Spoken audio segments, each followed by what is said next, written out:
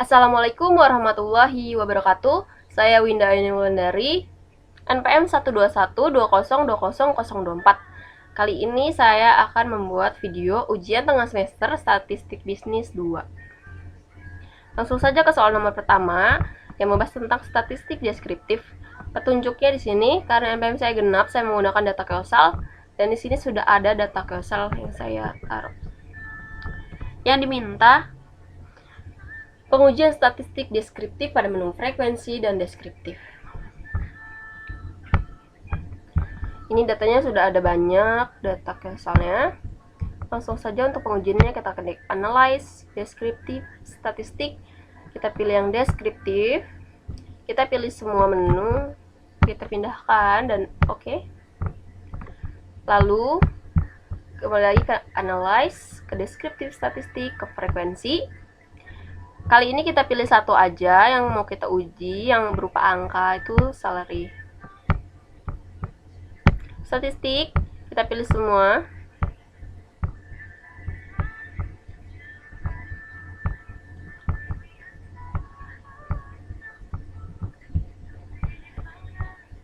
Karena di sini ada persentil aja, kita bisa menggunakan kuartil atau desil. Persentil itu kan berseratus kan. Persentil 1 atau kita mau desil ke 1 berarti kita milih 10. Dan kuartil pertama kita milih 25. Oke, langsung aja. Nah, di sini udah ada outputnya. Di sini output dari deskriptif, tabel deskriptif statistik. Ini jumlah data, minimum, maksimum, dan standar deviation.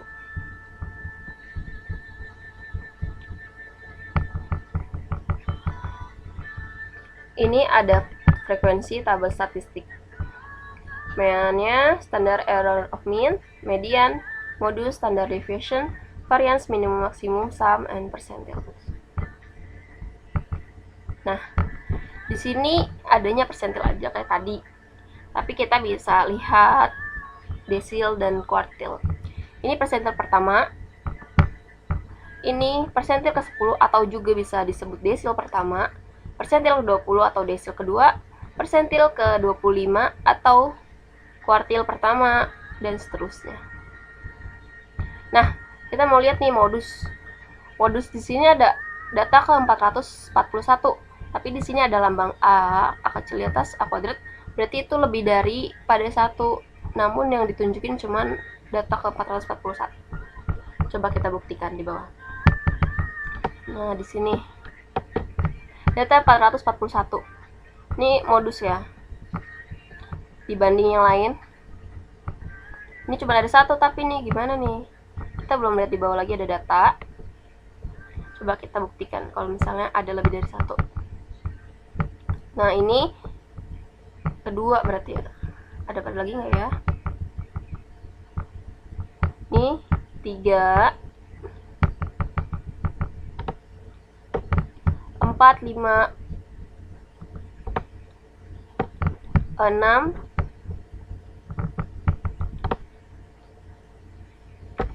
7, 8, 9, 10. Nah, 10 ada 10 data yang modusnya lah berbeda dari yang lain atau lebih menonjol modusnya. Ini total datanya ada 196, ini 100%, ini juga 100%, ini 100. Jadi interpretasinya adalah dari data frekuensi ini bahwa modus yang ada di sini ada 10 data, bukan hanya 1 data. Oke, sekian, mari kita bahas nomor selanjutnya. Selanjutnya soal nomor 2 tentang uji T dan uji ANOVA. Yang pertama yang A itu data latihan one sample t-test. Di sini sudah ada datanya. Diminta soal A, lakukan pengujian one sample t-test. Berat badan mahasiswa FEBUY angkatan 2020 diperkirakan memiliki rata-rata 55 kg, Selanjutnya, lakukan pengujian terhadap hipotesis rata-rata berat badan mahasiswa FEB UY angkatan 2020 tersebut. Hipotesisnya H0 sama dengan rata-rata sama dengan nilai acuan. HA rata-rata tidak sama dengan nilai acuan. Diminta hipotesis yang terbukti dan interpretasikan hipotesisnya. Di sini sudah ada datanya. Ini ada 10 data. Analyze, compare means, one sample t-test. Nah, di sini udah ada, kita pindahkan datanya. Test value-nya kita masukkan, jumlahnya ada berapa? 10 sampel ya. Oke.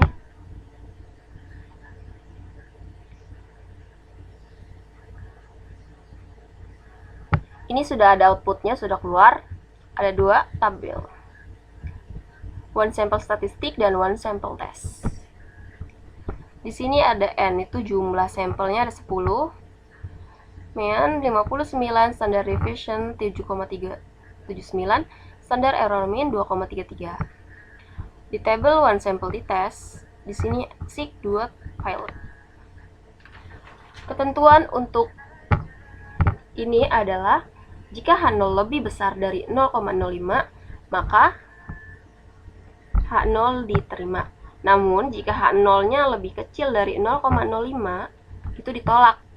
Di sini kita bisa lihat di sini H0 di seek-nya. Ini lebih kecil daripada 0,05, berarti H0 ditolak. Hipotesisnya H0 ditolak dan HA diterima. HA diterima berarti rata-rata tidak sama dengan nilai acuan yang diterima. Interpretasinya, rata-rata berat badan mahasiswa FEB-UY 2020 adalah 59 kg yang kita bisa lihat di MEAN. Berbeda signifikan dengan 55 kg. Oke, sekian. Mari kita ke nomor selanjutnya.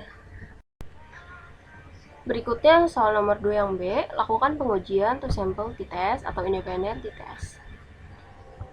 Dosen Anda akan melakukan evaluasi hasil praktikum statistik mahasiswa FEB-UY tahun 2020. Maka dilakukan penelitian apakah ada perbedaan nilai antara mahasiswa yang mengikuti praktikum statistik dengan rajin dan mahasiswa yang hanya mengikuti ujian statistik tanpa mengikuti praktikum dengan rajin.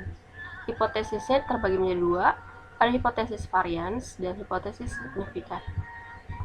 Hipotesis varian, H0-nya kedua kelompok memiliki varian yang sama, dan hipotesis H1-nya kedua kelompok memiliki varian yang berbeda.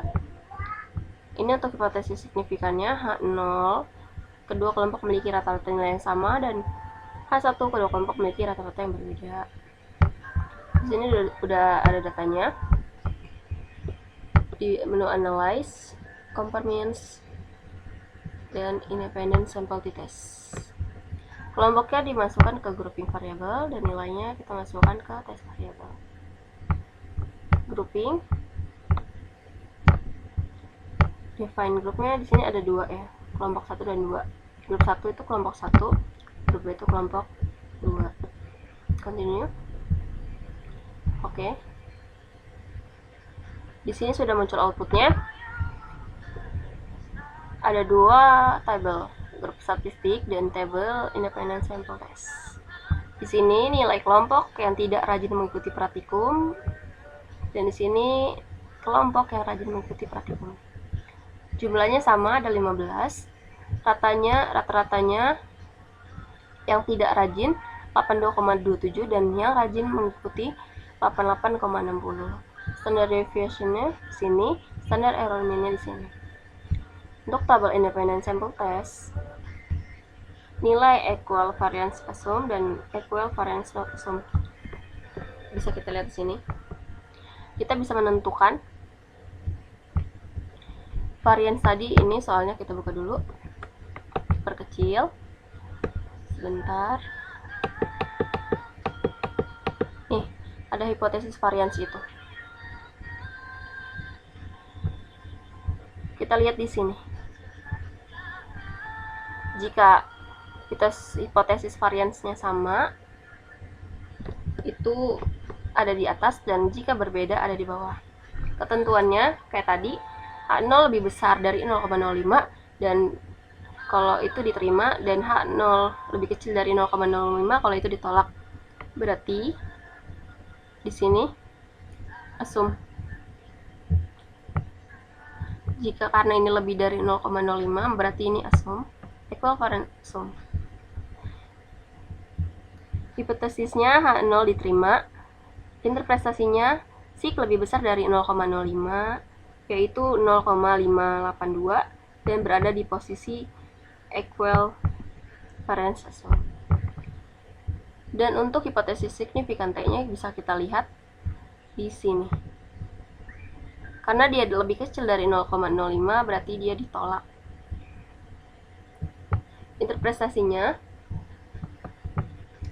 kedua kelompok memiliki rata-rata yang berbeda. Ini rata-rata yang berbeda. Rata-rata nilai kelompok yang lebih rajin mengikuti itu lebih besar, dan nilai kelompok yang tidak rajin itu lebih kecil. Maka di sini berbeda nilai rata-ratanya. Sekian untuk nomor selanjutnya. Sekarang soal nomor C, lakukan pengujian to sample t-test paired t-test. Ada sebuah penelitian yang meneliti apakah obat penurun berat badan benar-benar bekerja atau tidak. Kemudian dilakukan penelitian kepada sukarelawan. Sebelum diberi obat, relawan ditimbang, lalu setelah diberi obat, relawan juga kembali ditimbang.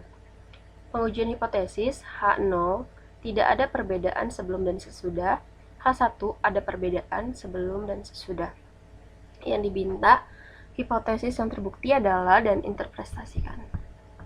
Di sini sudah ada datanya ke analyze, compare means, paired sample t-test. Di sini ada dua kolom, sebelum di variabel 1 dan sesudah di variabel 2. Oke. Udah muncul tesnya, ada 3 tabel. Yang pertama paired sample statistik, yang kedua paired sample correlation, dan paired sample t-test. Di sini statistiknya berat badan sebelum dan berat badan sesudah. Mean-nya dari sini, mean, jumlahnya dari sini, standard deviation dan standard error mean. Paired sample correlation, correlation itu saling berhubungan atau tidak antara berat sebelum dan sesudahnya. Jumlahnya ada 16, correlationnya segini, 8,99, SIK-nya 0. Paired sample test. Berat badan sebelum, berat badan sesudah, rata-ratanya segini, standard deviation, standard error mean. Ini SIK-nya 2 file. Sesuai ketentuan bahwa H0 jika lebih besar daripada 0,5 diterima, namun jika H0-nya lebih kecil dari 0,5 itu ditolak.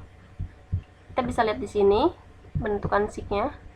Karena ini lebih kecil dari 0,05 berarti ditolak H0-nya. Soalnya H0 ditolak, tidak ada perbedaan sebelum dan sesudah. Jadi yang diterima H1. Interpretasinya, obat penurun berat badan yang diberikan kepada relawan ampuh untuk menurunkan berat badan karena perbedaan yang signifikan dari rata-ratanya. Soal selanjutnya, soal nomor 2 yang D, lakukan pengujian ANOVA satu arah, one way ANOVA. Akan dilakukan penelitian terhadap efek 3 macam merek obat penurun tekanan darah, sehingga pasien dikelompokkan menjadi 3 sesuai obat yang diminum, yaitu pasien yang minum obat X, obat Y, dan obat Z. Pengujian hipotesisnya yang H0, rata-rata tekanan darah orang peminum obat X, obat Y, dan obat Z adalah sama. H1, rata-rata tekanan darah orang peminum obat X, obat Y, dan obat Z adalah tidak sama atau ada perbedaan. Di sini sudah ada datanya. Untuk uji NEVA kita bisa klik di sini. Seperti tadi di compare means, one way ANOVA. Untuk dependent analysis kita masukkan tekanan darah. di faktornya ada di kelompok pasien. Klik post hoc. Nah, di sini banyak, kita cukup klik Bonferroni dan Tukey. Option, descriptive dan homogeneity variance. Oke. Ini sudah muncul tabel-tabelnya, ada descriptive, test of homogeneity of variance, ANOVA, multiple comparisons, dan di sini ada homogeneous subset tekanan darah. Untuk tabel deskriptifnya, di sini jumlahnya sama semua ya. Untuk obat X, Y, dan Z ada 77. Ini rata-ratanya segini. Untuk obat X dan Y itu sama, namun untuk obat Z berbeda, lebih tinggi. Standard deviation, standard error, dan lain-lainnya.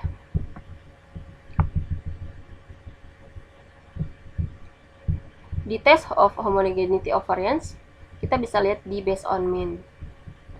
Based on mean-nya lebih besar dari 0,05.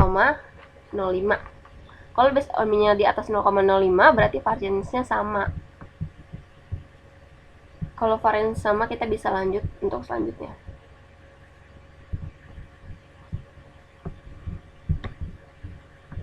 Lanjut.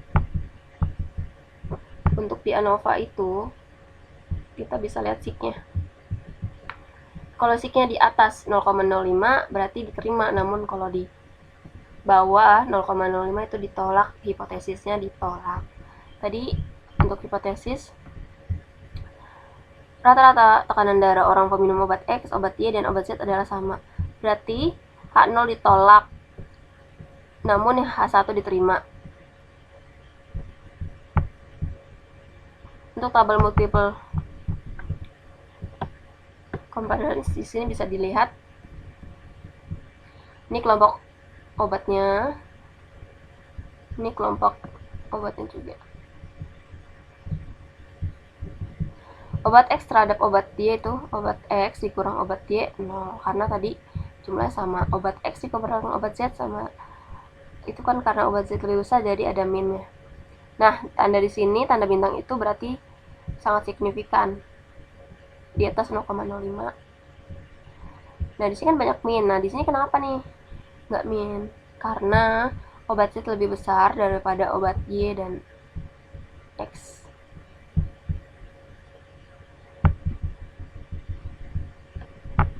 Homogennya di sini jumlahnya sama, namun rata-ratanya berbeda. Jadi dapat disimpulkan bahwa obat X dan obat Y sama dan obat Z tidak sama. Pengujian hipotesis yang diterima adalah H1 dan H0 ditolak. Rata-rata tekanan darah orang peminum obat X dan obat Y adalah tidak sama. Ada perbedaan. Yang E, lakukan pengujian ANOVA 2 arah, TWE ANOVA. Penelitian ini ingin melihat pengaruh dari gender dan pendidikan terhadap nilai ujian statistik bisnis. Di sini ada keterangannya yang diminta statistik deskriptifnya, varians, kelompok, corrected model, gender, pendidikan, dan pendidikan. Di analyze general model, univariate, ujian kita masukkan di dependent variable, dan gender dan pendidikan kita masukkan di fixed factor. Plots, gender kita masukkan di horizon axis, pendidikan kita masukkan di spark lines. Seperti ini. Selanjutnya post hoc. Di sini di post hoc ini kita masukkan pendidikan. Lalu kita klik yang oke. Yang lain tidak perlu diklik. Kemudian sudah, kita klik yang sekarang yang option deskriptif, statistik, dan homogeneity test. Oke.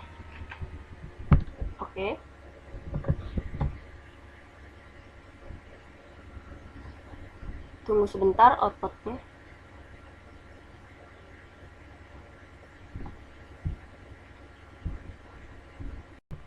Ini sudah muncul outputnya. Di sini ada jumlah, di gender ini pendidikan. Deskriptif statistiknya untuk laki-laki ada di sini SMP, SMA, S1.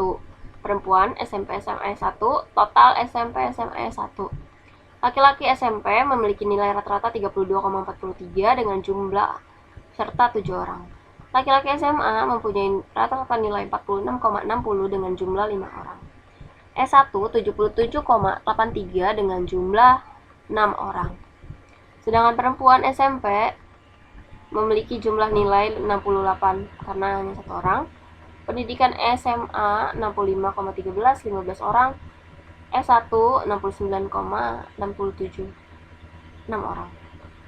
Ini dapat disimpulkan bahwa pendidikan berpengaruh terhadap nilai. Di gender laki-laki, semakin tinggi pendidikan, itu nilainya semakin naik. Dan di perempuan, semakin tinggi pendidikan, ini fluktuatif ataupun sama, hampir sama setiap jenjang pendidikannya. Lalu di sini variansnya based on mean bisa dilihat kalau lebih dari 0,05 berarti itu berpengaruh. Untuk based on mean, varian satu dengan varian lainnya berpengaruh. Dan untuk corrected modelnya, karena ini di bawah 0,05 berarti ini juga berpengaruh terhadap pendidikan nilai dengan gender. Nah, di sini bisa kita lihat R square-nya.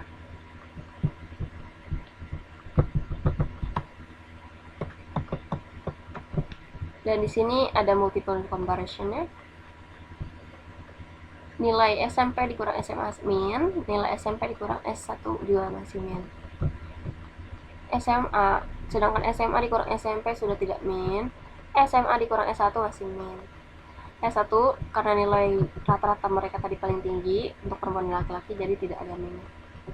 Dan karena di sini ada ini, ada tanda ini bintang, berarti itu sangat berpengaruh pendidikan terhadap nilai. Nah, di sini ada nilai ujian. Ini jumlah anaknya ada 8, 20, dan 12. Rata-rata nilai 36,8, rata-rata nilai 60,20, dan rata-rata nilai S1 adalah 73,75.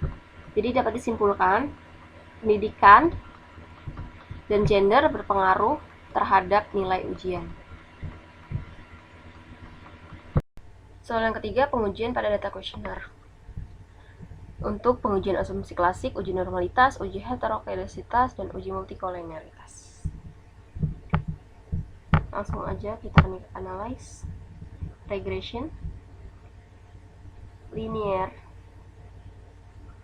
Nah, di sini ada banyak. Independent itu adalah total W. Dan di independent itu ada W dan M, D dan M maksudnya. Nah, selanjutnya kita klik yang statistik. Kita pilih yang collinearity diagnosis. Langsung continue. Plots. Kita maksudkan Sresit di X, di Y, maaf, dan Zipred di X. Continue. Selanjutnya di save. Kita pilih unstandardized yang di residual. Continue. Udah, kita oke, sebentar. Selanjutnya kita klik analyze. Lalu kita klik yang non parametri, legasi, dialogs, lalu kita pilih yang one sample PS. Nah, sudah muncul. Kita masukkan yang unstandard.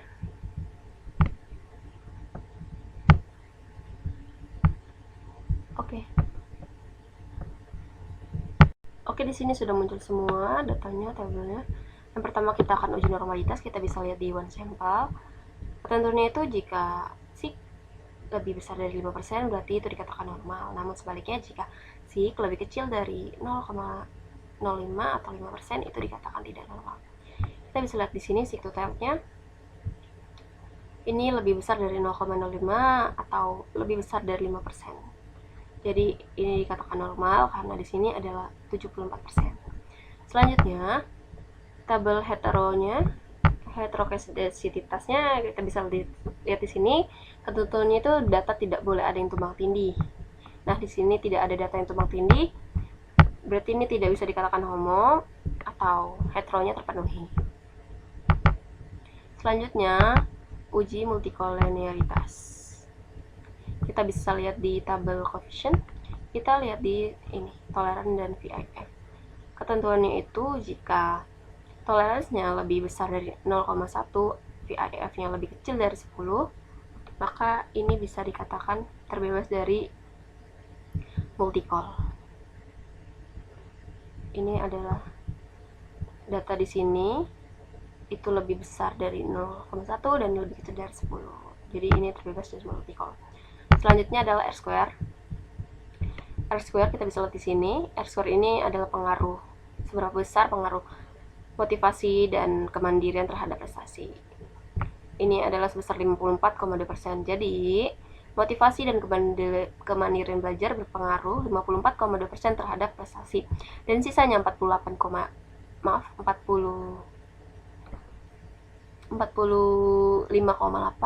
itu pengaruh dari luar, seperti misalnya dukungan orang tua, fasilitas belajar, dan uang jajan.